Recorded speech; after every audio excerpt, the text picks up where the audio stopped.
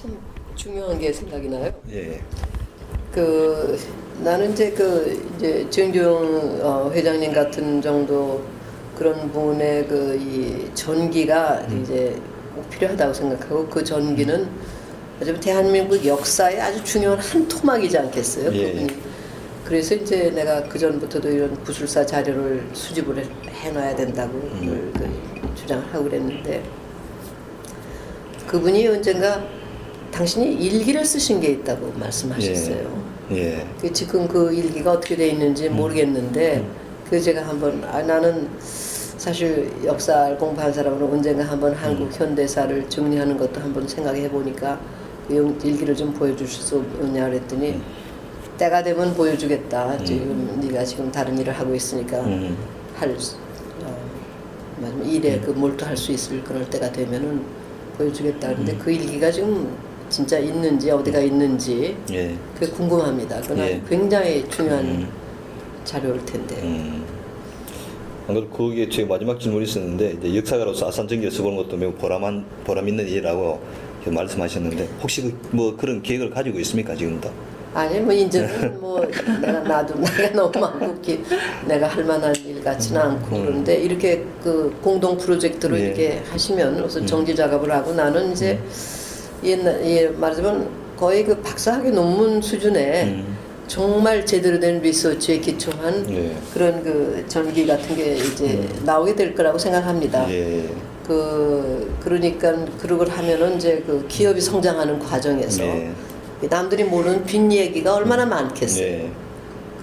그러니까 이제 이분하고 같이 현대를 키워보신 분들, 그런 분들하고 그다음에 이제 정치인들, 이런 분들의 증언을 채취하는 게 굉장히 중요했거든요. 현대의 역사라는 게 곧 우리나라의 역사니까. 근데 불행히도 그때 이제 주역을 하실 분들이 많이 돌아가셨잖아요. 예. 유창순 전 총리라든가 무슨 박태준 예. 포스코 회장님이라든가 그 세대분들.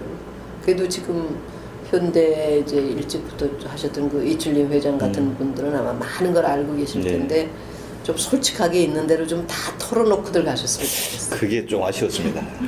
잘 안 작년에 해보니까 좀 이제 아직도 사리는 게 좀 구술사 개념이 우리나라 아직도 안 돼 있고 하니까, 이거를 그럼 처음부터 프로젝트를 할 때 언제까지 공개를 안 한다든가. 저희도 그것도 충분히 동의서에서 말씀을 드렸고, 다음은 사후 공개한다 그런 원칙도 했습니다만, 아직까지는 좀 굉장히 꺼리는 부분이 좀 많이 있습니다. 그래서 사실은 내가 이제 정몽준 의원을 좀 설득을 시키려고 그러는데, 여기서 아주 흔쾌하게 오케이를 해서 예. 다 좀 털어놔라.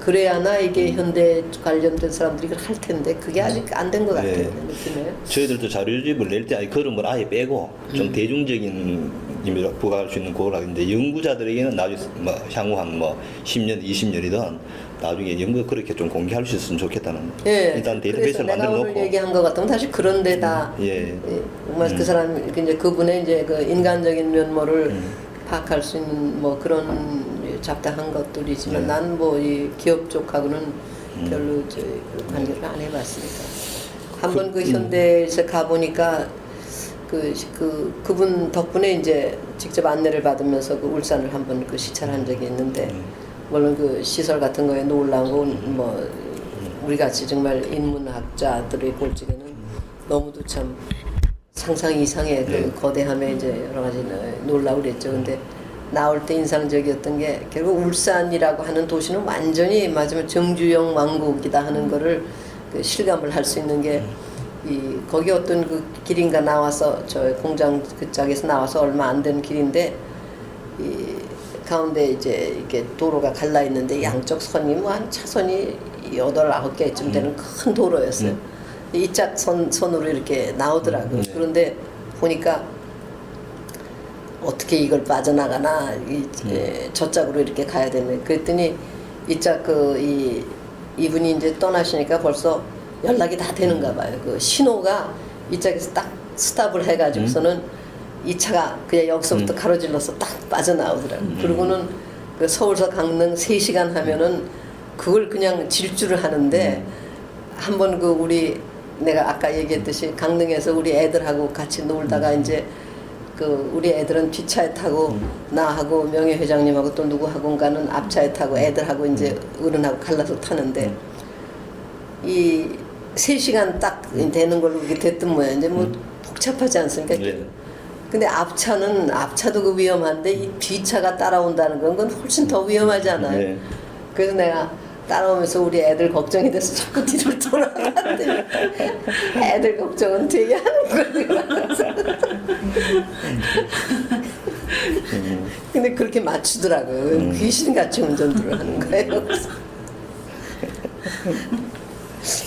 예, 그 우리 창업자의 대북 사업 관련해 가지고 조금 몇 가지 질문해 보겠습니다. 물론 그때 뭐 러시아 대사를 영 중에 있은 것 같은데 이 쿠스사께서는 창업자 평소 대북 사업에 대한 구상이라든가 안 그러면 추진 계획 같은 거 말하는 것을 들은 적은 있습니까? 구체적으로 들은 거는 별로 없어요. 예.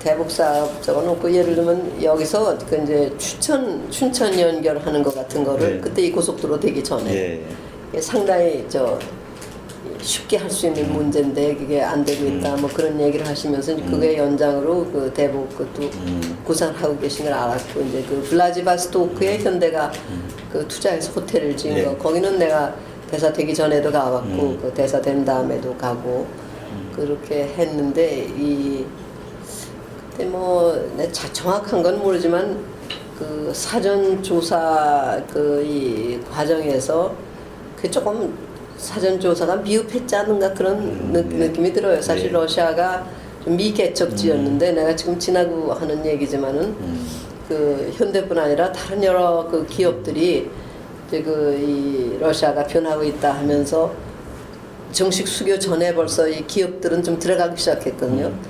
그럴 때 예를 들면 나 같은 사람 불러가지고 강의를 한번 들어가지고 그 나라가 그 사회가 어떻게 구성이 돼 있고 어떤 식으로 작동하는가 좀 근본적인 걸 알고 들어가면은 상당히 많은 돈도 세이브를 하고 했을 텐데 무슨 전부 다 선물만 그냥 한 트럭씩 싸갖고 들어가갖고 쓸데없이 던지고 다니고 뭐 이런 거 많이 했거든요. 그러니까 그런 면에서 처음 발들였을 적에 너무 모르고 한 게 많았던 것 같아요. 그리고 그때 사실은 소련이 정말 어려웠을 때 우리가 빌딩 같은 걸 쉽게 장악할 수 있는 게 많았거든요. 50년, 100년 임차로 해가지고 그런 거 같은 거를 좀 덜 효율적으로 한 것 같아요. 그 사회를 몰라서. 그럼 창업자는 평소 북한에 대해서는 어떻게 생각하고 계신 것 같습니까? 특별한 잘못하고 있다고 그런 건 물론 아셨고 고향이 이제 통천이시니까 늘 관심은 가지시고 그러는데 제가 구체적으로 무슨 구상을 가지시는지는 그건 잘 모르고 당신이 경영을 해주고 싶다 하는 생각은 가지고 계시던데. 그러면 이제 98년도에 이제 창업자께서 소떼를 몰고 방북할 때 그때 좀 그때는 러시아에 계셨죠? 그때는 내가 밖에서 느낌은 좀 어떠했습니까? 그때 뭐 좀 가능성이 열리는 것 같이 봤어요. 그때.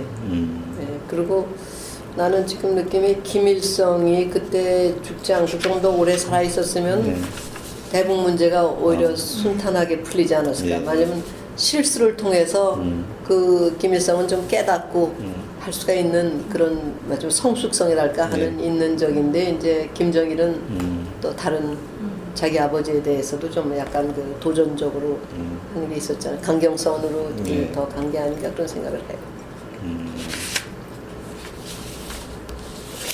이제 구술자 창업자에 대한 평가 부분을 몇 가지 한번 여쭤보도록 하겠습니다. 혹시 지금 말씀하신 외에 창업자에 대한 어떤 그런 에피소드나 기억에 남는 일들은 없으신가요? 그게 뭐 중요한 거